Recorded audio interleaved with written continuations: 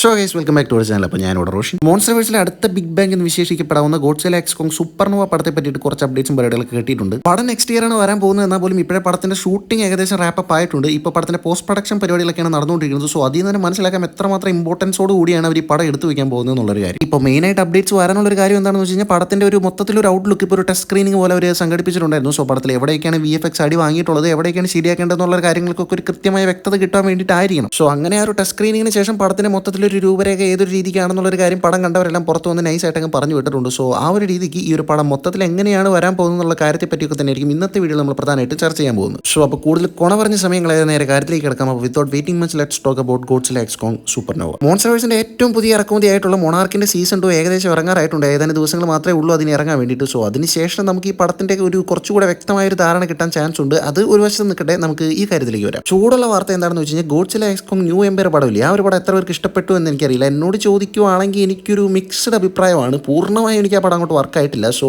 ആ ഒരു പടത്തിന്റെ അതേ ഒരു സ്റ്റൈലിൽ തന്നെയായിരിക്കും ഇനി വരാൻ പോകുന്ന ഈ ഒരു സൂപ്പർനോവ പടവും ഇരിക്കാൻ പോകുന്നത്. അതായത് ഭയങ്കര കളർഫുൾ ആയിട്ടുള്ള മോൺസ്റ്റേഴ്സ് ചാടി മറിഞ്ഞ് സൂപ്പർ സ്ലാം അടിക്കുന്ന രീതിയിലുള്ള ആ ഒരു കാർട്ടൂണിഷ് വൈബിൽ തന്നെയായിരിക്കും ഇനി വരാൻ പോകുന്ന പടവും ഇറങ്ങാൻ പോകുന്നത്. ഇതൊരു മോശം ടേക്ക് ആണെന്നല്ല ഞാൻ പറയുന്നത്. ബട്ട് മോൺസ്റ്റർവേഴ്സ് എന്ന് പറഞ്ഞ ആ ഒരു ബാനറിൽ പടം വരുമ്പോൾ നമ്മൾ അതിൽ നിന്നും എക്സ്പെക്ട് ചെയ്യുന്ന ആ ഒരു മോഡ് ഓഫ് ഫിലിം മേക്കിൽ നിന്നും ഒരുപാട് മാറ്റങ്ങൾ ഇപ്പോൾ വന്ന പോലെ തോന്നുന്നു എനിക്ക്. ഇതിപ്പോൾ എൻ്റെ മാത്രം പ്രശ്നമാണോ എന്ന് എനിക്കറിയത്തില്ല. ഇപ്പോൾ ജസ്റ്റ് ഒരു ഉദാഹരണം പോലെ പറയുകയാണെങ്കിൽ നിങ്ങൾ ജസ്റ്റ് കിങ് ഓഫ് മോൺസ്റ്റേഴ്സ് ഗോഡ്സില പടം ആൻഡ് നമ്മുടെ കോങ്ങിന്റെ സ്കൾ ഐലൻഡ് പടം, ഈ രണ്ട് പടങ്ങൾ ജസ്റ്റ് ഒന്ന് ആലോചിച്ച് നോക്കി. അതിനെക്കുറിച്ച് ആലോചിക്കുമ്പോൾ തന്നെ ആ പടത്തിലെ ഐക്കോണിക് ആയിട്ടുള്ള കുറെ ഫ്രെയിമുകളും ഈ ഗോഡ്സിലയുടെയും കോങ്ങിന്റെയും ഗിത്ത് കാണിക്കുന്ന ഒരുപാട് സീക്വൻസുകളും നിങ്ങളുടെ മൈൻഡിലായിട്ട് ഓട്ടോമാറ്റിക് ആയിട്ട് വരും. ഇപ്പോൾ സ്കൾ ഐലൻഡ് എടുക്കുവാണെങ്കിൽ അതിൽ കോങ്ങിന്റെ ആ ഒരു മാരക എൻട്രി, ആ ഒരു മരം പിഴുതുകൊണ്ട് ആ ഒരു ഹെലികോപ്റ്ററിനെ മണ്ടയ്ക്ക് എറിയുന്ന ആ ഒരു സീക്വൻസ്. ഇനിയിപ്പോൾ കിങ് ഓഫ് മോൺസ്റ്റേഴ്സ് എടുക്കുവാണെങ്കിൽ അതിന്റെ ക്ലൈമാക്സിൽ എല്ലാ ടൈറ്റൻസും ഇങ്ങനെ തല താഴ്ത്തി നിൽക്കുമ്പോൾ നമ്മുടെ ഗോഡ്സില ഗെത്തിൽ നിന്ന് റോർ ചെയ്യുന്ന ഒരു സീക്വൻസ് എന്നൊക്കെ പറഞ്ഞിട്ട് ഒരുപാടുണ്ട്. പക്ഷേ ഇങ്ങനെ അതിനുശേഷം ഗോഡ്സില എക്സ് കോങ് ആയാലും ഗോഡ്സില വേഴ്സസ് കോങ് ആയാലും അതിലോട്ടൊക്കെ വരുമ്പോൾ ഇതിങ്ങനെ കുറഞ്ഞു വരുന്ന പോലെ ആ ഒരു എപ്പിക്നെസ്, ആ ഒരു മോൺസ്റ്റേഴ്സിന്റെ ആ ഒരു ജൈജാന്റിക് ഫീൽ എന്ന് പറയുന്നത് പതിയെ കുറയുന്ന പോലെയാണ് തോന്നുന്നത്. പടം തിയേറ്ററിൽ കാണുമ്പോൾ എൻജോയബിൾ അല്ലെന്നല്ല ഞാൻ പറയുന്നത്. എന്റർടൈൻമെന്റ് വസൂല് തന്നെയാണ്. പോപ്കോണും കുറച്ചുകൊണ്ട് വിസിലടിച്ച് നമുക്ക് കണ്ടു തീർക്കാൻ പറ്റും. ബട്ട് കണ്ടു കഴിഞ്ഞതിന് ശേഷം ഒരു മോൺസ്റ്റർവേഴ്സ് ഫോളോവർ എന്ന നിലയ്ക്ക് നമ്മുടെ ഉള്ളിലൊന്നും ബാക്കി വെപ്പിക്കാത്ത തരത്തിലാണ് പടങ്ങൾ എൻഡ് ചെയ്യപ്പെടുന്നത്. സോ ടു ബി ഫ്രാങ്ക്, അടുത്ത പടവും ഈ ഒരു ന്യൂ എംപയർ വൈബിലാണെന്ന് അറിഞ്ഞപ്പോൾ സത്യം പറഞ്ഞ ചെറിയൊരു ലെറ്റ് ഡൗൺ പോലെയാണ് എനിക്ക് തോന്നിയത്. ബട്ട് നോക്കാം, നല്ല രീതിയിൽ വരുമെന്ന് പ്രതീക്ഷിക്കാം. ഇനി ഒരു ന്യൂ എംപയറും വിട്ട് ഇതിനും മേലേക്ക് കൊണ്ടുപോയി കുട്ടികളെ ആക്കാതിരുന്നെന്ന് മാത്രം പ്രതീക്ഷിച്ചുകൊണ്ട്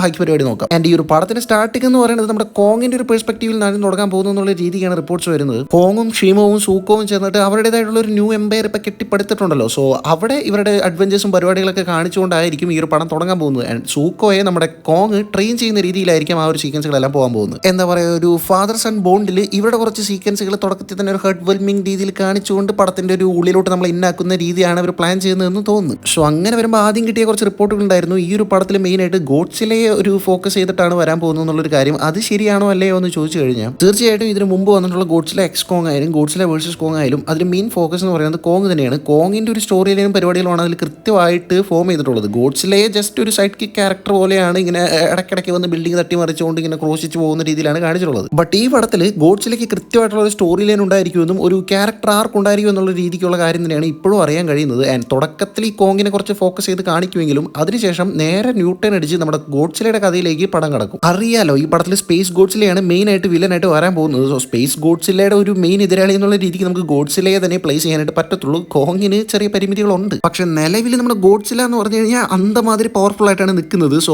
ആ ഒരു ഗതിക്ക് ഈ ഒരു ഗോഡ്സിലയെ നേരെ സ്പേസ് ഗോഡ്സിലയുടെ അടുത്ത് ഫൈറ്റ് ചെയ്യാൻ വിട്ട് കഴിഞ്ഞാൽ ആ ഒരു ഫൈറ്റ് അത്ര കണ്ട് രസകരമായിട്ട് വരത്തില്ല. ആക്ച്വലി ഞാൻ നേരത്തെ പറഞ്ഞ കൂട്ടി നമ്മുടെ ഗോഡ്സില എക്സ് കോങ് എടുത്താലും ഗോഡ്സില വേഴ്സസ് കോങ് എടുത്താലും അതിൽ നമ്മുടെ കോങ്ങിന്റെ സ്റ്റോറി ലൈൻ കൂടുതൽ ലൈക്കബിൾ ആയിട്ട് മാറാനുള്ള കാര്യം എന്താണെന്ന് വെച്ച് കഴിഞ്ഞാൽ കോങ്ങിനെ അത്ര കണ്ട് പവർഫുൾ ആക്കുന്നില്ല എന്നതുകൊണ്ടാണ്. പവർ കുറയും തോറും ചലഞ്ചസ് കൂടും തോറും ആ സ്റ്റോറി കൂടുതൽ ഇൻട്രസ്റ്റിംഗ് ആയിട്ട് വരും. സോ അതുകൊണ്ട് തന്നെ കോങ്ങിനെ അത്ര കണ്ട് പവർഫുൾ ആക്കാത്തതുകൊണ്ട് കോങ്ങിന് കൂടുതൽ ചലഞ്ചസ് വരികയും ഗോഡ്സിലേക്ക് ഒന്നും വലിയ ചലഞ്ചസ് ആയിട്ട് തോന്നാത്ത രീതിയിൽ കാര്യങ്ങൾ പോവുകയും ചെയ്യും. ഇനിയിപ്പോൾ എത്ര വലിയ ചലഞ്ചസ് തന്റെ മുമ്പിൽ വന്ന് നിന്നു എന്ന് പറഞ്ഞാലും ഒരൊറ്റ ആറ്റോമിക് ബ്രത്തിൽ ആ പരിപാടി തീർത്തിട്ട് ഗോഡ്സിലെ അടുത്ത പരിപാടി നോക്കി പോകും. സോ അതുകൊണ്ട് തന്നെ അവിടെ പ്രത്യേകിച്ച് ഒന്നും കണ്ടുകൊണ്ടിരിക്കുന്നവർക്ക് കിട്ടുന്നില്ല. സോ ആളുകളുടെ ഈ ഒരു സ്റ്റേറ്റ്മെന്റ് കണക്കിലെടുത്തുകൊണ്ട് ഗോഡ്സിലയെ ഈ പടത്തിൽ ഡിവോൾവ് ചെയ്യുമെന്നാണ് അറിയാൻ കഴിയുന്നത്. അതായത് തന്റെ കരിയറിന്റെ പീക്കിൽ നിൽക്കുന്ന ഗോഡ്സിലയുടെ പവേഴ്സ് എല്ലാം കുറച്ചൊന്ന് പവർ ഡൗൺ ചെയ്ത് ഗോഡ്സിലയെ വീണ്ടും കുറച്ചൊന്ന് അടി കിട്ടിയ വീഴുന്ന ടൈപ്പ് ഒരു ക്യാരക്ടർ എന്ന രീതിയിൽ കൊണ്ടുവരാനാണ് ചാൻസ് ഈ പടത്തിൽ. പിങ്ക് കളറിൽ ഗ്ലോ ചെയ്യുന്ന ആ ഒരു ഡോർസൽ ഫിൻസ് നമ്മുടെ കിങ് ഓഫ് മോൺസ്റ്റേഴ്സ് സ്റ്റൈലിൽ വീണ്ടും ആ ഒരു ബ്ലൂ കളറിലോട്ട് മാറ്റാനുള്ള ചാൻസസ് ഉണ്ടെന്നാണ് അറിയാൻ കഴിയുന്നത്. അത് വേണം, എന്നാലേ കാണാൻ ഒരു ഇൻട്രസ്റ്റ് ഉണ്ടാവുള്ളൂ. ആൻഡ് അതിനെ തുടർന്നുകൊണ്ട് നമ്മുടെ സ്പേസ് ഗോഡ്സിലുമായിട്ടുള്ള ഒരു മാരക ഫൈറ്റിൽ അണ്ണൻ അടി കൊണ്ട് തറ പറ്റുന്ന രീതിയിലാണ് ആ സീക്വൻസ് പോകാൻ പോകുന്നതെന്നാണ് ഇപ്പോൾ അറിയാൻ കഴിയുന്നത്. പിന്നെ ഒരു റൂമർ ചുറ്റിപ്പറ്റി വരുന്നത് നമ്മുടെ സ്പേസ് ഗോഡ്സിലയെ പറ്റിയിട്ടാണ്. ഈ ഒരു സ്പേസ് ഗോഡ്സില ഈ ഒരു പടത്തിൽ മെയിൻ വില്ലനായിട്ട് വരുന്നു എന്നാൽ പോലും സ്പേസ് ഗോഡ്സിലെ സൂപ്പർനോവയെ പലരും ഈ ഒരു സ്ക്രീനിങ് കണ്ടതിന് ശേഷം ഉപമിക്കുന്നത് നമ്മുടെ മാർവലിലെ സിൽവർ സർഫറുമായിട്ടാണ്.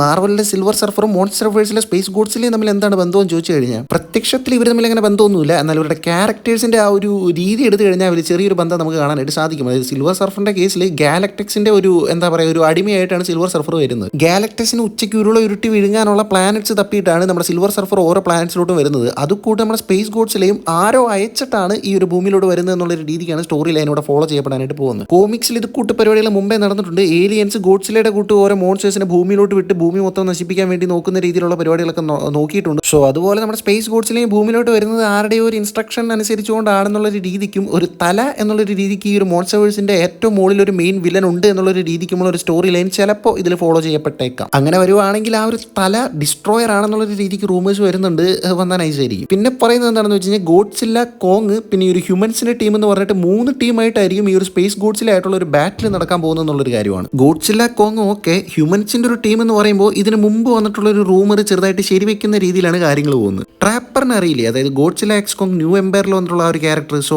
ആ ഒരു ക്യാരക്ടർ വലിയൊരു മെഗാസോൺ കണക്ക് വലിയൊരു റോബോട്ടിന്റെ ഉള്ളിൽ കയറി അതിനെ കൺട്രോൾ ചെയ്യുന്ന രീതിക്ക് വന്നിട്ട് അതുമായിട്ട് ഈ ഒരു മോൺസ്റ്റേഴ്സിന് ഒരു ഫൈറ്റ് വരുന്ന രീതിയിലുള്ള ഒരു സ്റ്റോറി ലൈൻ ചാൻസ് ഉണ്ട്. കോമിക്സിൽ ഇതുപോലെ ജഡ് ജാഗ്വാർ എന്ന് പറഞ്ഞിട്ടുള്ള ഒരു ക്യാരക്ടറിന്റെ ഉള്ളിൽ ഇങ്ങനെ ഹ്യൂമൻസ് കയറിയിട്ട് അതിനെ കൺട്രോൾ ചെയ്ത് അതുമായിട്ട് ഈ ഒരു മോൺസ്റ്റേഴ്സിന്റെ അടുത്ത് ഫൈറ്റ് ചെയ്യുന്ന രീതിയിലുള്ള പരിപാടികളൊക്കെ ഉണ്ട്. സോ അതിനെ നേരെ ഇങ്ങോട്ട് അഡാപ്റ്റ് ചെയ്യാനുള്ള ഒരു നീക്കങ്ങളാണ് കാണുന്നത്. ഈ ഒരു ഫൈറ്റ് സീക്വൻസ് മുഴുവനായിട്ട് ടച്ച് സ്ക്രീനിങ്ങിൽ കാണിച്ചില്ല. ഈ ഒരു സീക്വൻസിന്റെ ചെറിയ ചെറിയ ഭാഗങ്ങളാണ് കാണിച്ചത്. എന്നാൽ ഈ ഒരു ടച്ച് സ്ക്രീനിങ് കണ്ട ആൾക്കാർക്ക് തന്നെ ഇത് അത്ര വലിയ മെച്ചമുണ്ടെന്ന് തോന്നിയില്ല എന്നതുകൊണ്ട് ഇത് പടത്തിൽ കാണാൻ പറ്റുമോ എന്നുള്ളൊരു കാര്യത്തിൽ ചെറിയൊരു സംശയം ഉണ്ടെന്നും ഈ പറയുന്നുണ്ട്. ഹ്യൂമൻസ് കൺട്രോൾ ചെയ്യുന്ന റോബോട്ട് എന്ന രീതിക്ക് നമ്മുടെ മെക്ക ഗോഡ്സില്ല വൈബിൽ പരിപാടി ഓക്കെയാണ്. ബട്ട് ഈ ഒരു എന്താ പറയുക ഹ്യൂമൻസ് ഉള്ളിൽ കയറി ഒരു മോൺസ്റ്റേഴ്സിനെ ഫൈറ്റ് ചെയ്യുന്ന രീതിയിലോട്ടൊക്കെ വന്നു കഴിഞ്ഞാൽ അത് മൊത്തത്തിൽ മോൺസ്റ്റേഴ്സിന്റെ ആ ഒരു ജോണറിനെ തന്നെ അങ്ങ് മാറ്റിക്കളയും. ഹ്യൂമൻസിനെ ആ ഒരു ഫോമിൽ തന്നെ കാണിച്ചാൽ മോൺസ്റ്റേഴ്സിന്റെ ആ ഒരു എന്താ പറയുക ഒരു ഫിയർ നമുക്ക് കിട്ടത്തുള്ളൂ. ഈ ഒരു ഹ്യൂമൻസ് കയറി മോൺസ്റ്റേഴ്സിനെ അടിക്കുന്ന രീതിയിലോട്ട് കഥ പോയി കഴിഞ്ഞാൽ ഇപ്പം തന്നെ മോൺസ്റ്റേഴ്സിന്റെ വില കുറഞ്ഞുകൊണ്ടിരിക്കുവാണ്. സോ ഈ ഒരു രീതിയും കൂടി സ്റ്റോറി ലൈൻ പോയി കഴിഞ്ഞാൽ എത്രത്തോളം വർക്കൗട്ട് ആവുമെന്ന് പടത്തിൽ എടുത്തു വെക്കുന്നതിനെ ആശ്രയിച്ചിരിക്കും. ഇനി അടുത്ത വിശേഷമാണ് കുറച്ചധികം കോൺട്രവേഴ്സി ഉണ്ടാക്കാനായിട്ട് ചാൻസ് ഉള്ളത്.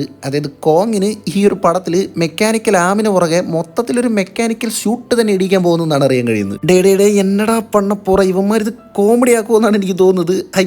അറിയത്തില്ല ഇതെങ്ങനെയാണ് പടത്തിൽ വർക്കൗട്ട് ആവാൻ പോകുന്നുള്ള കാര്യം സത്യം പറഞ്ഞാൽ എനിക്ക് അറിയത്തില്ല. ശരിയാണ്, ഈ ഒരു ഗോഡ്സില്ല അല്ലെങ്കിൽ മറ്റു മോൺസ്റ്റേഴ്സിന്റെ കൂട്ടി നമ്മുടെ കോങ്ങിന് സ്വന്തമായിട്ടൊരു ഇവോൾവ് എന്ന് പറഞ്ഞിട്ടുള്ള പരിപാടി ഇല്ല. സോ നമ്മൾ മനുഷ്യന്മാരെ തന്നെ വേണം എന്തെങ്കിലും കണ്ടറിഞ്ഞ് ചെയ്ത് കൊടുക്കുവാനായിട്ട്. മെക്കാനിക്കൽ ആമ വരെ ഓക്കെ. ഇനിയിപ്പോൾ ഈ ഒരു സ്പേസ് ഗോഡ്സില്ല മോഡിലുള്ള വമ്പം വില്ലന്മാർ വരുമ്പോൾ കോങ്ങിനെ ചുമ്മാ ഇറക്കി വിടാൻ പറ്റത്തില്ലല്ലോ എന്നുള്ളൊരു ആലോചനയുടെ പുറത്തായിരിക്കണം ഇങ്ങനെ ഒരു ഷൂട്ട് എന്ന് പറഞ്ഞിട്ടുള്ള ഒരു ഐഡിയ ഒക്കെ ഇവരുടെ മൈൻഡിലോട്ട് വരുന്നത്. അതിന്റെ ആവശ്യം ഉണ്ടോ എന്ന് ചോദിച്ചു കഴിഞ്ഞാൽ ഓഫ് കോഴ്സ് ഉണ്ട്. സ്പേസ് ഗോഡ്സിലെ പോലുള്ള ഒരു വില്ലനെയൊക്കെ എതിരിടുമ്പോൾ ചുമ്മാ ആ ഒരു കോങ്ങിന്റെ ആ ഒരു ന്യൂട്രൽ ഫോമിൽ വന്നു കഴിഞ്ഞാൽ വലിയ കാര്യമില്ല. ബട്ട് അതെങ്ങനെ കൊണ്ടുവരും എന്നുള്ളൊരു കാര്യത്തിൽ എനിക്ക് നല്ല കൺഫ്യൂഷൻ ഉണ്ട്. കിങ് കോങ് എന്നൊക്കെ പറയുമ്പോൾ നമ്മുടെ മൈൻഡിൽ വരുന്ന ഒരു ഗെത്തായിട്ടുള്ള ഒരു ഇമേജ് ഇല്ലേ, ഇങ്ങനെ ഹ്യൂമൻസിന്റെ ഭയങ്കരമായിട്ടുള്ള അതിപ്രസരം വന്ന് കോങ്ങിന് ഷൂട്ട് ചുറ്റിക എന്നൊക്കെ പറഞ്ഞ് ഒരുപാട് ഓവറാക്കി കഴിഞ്ഞാൽ ആ ഒരു ഇമേജ് ഭയങ്കരമായിട്ട് ഡൗൺ ആവുമെന്ന് എനിക്ക് തോന്നുന്നു. എന്തായാലും നോക്കാം ഏതൊരു രീതിക്കാണ് അതിനെ പുൾ ഓഫ് ചെയ്തെടുക്കാൻ പറ്റുന്നത് എന്നുള്ളൊരു കാര്യം നമുക്ക് നോക്കാം. അധികം ഓവർ അല്ലെങ്കിൽ ബോറാക്കാത്ത രീതിയിൽ ഇപ്പോൾ ഈ ഒരു മെക്കാനിക്കൽ ആമ കൊടുക്കുന്ന പരിപാടിയൊക്കെ നൈസ് ആയിരുന്നു. അതിൻ്റെ ഒരു കൃത്യമായിട്ടുള്ള ഒരു നീഡ് പടത്തിൽ കാണിച്ചായിരുന്നു. സോ ആ ഒരു മോഡിൽ സ്ക്രിപ്റ്റിലും കുറച്ച് പരിപാടികളൊക്കെ ചെയ്ത് കഴിഞ്ഞാൽ നൈസായിട്ട് വരുമെന്ന് പ്രതീക്ഷിക്കാം. എന്തായാലും അധികമായി നമ്മുടെ മൊണാർക്കിന്റെ സീസൺ 2 ഇറങ്ങുമല്ലോ ഈ അടുത്ത്. സോ അത് കണ്ടു കഴിഞ്ഞതിന് ശേഷം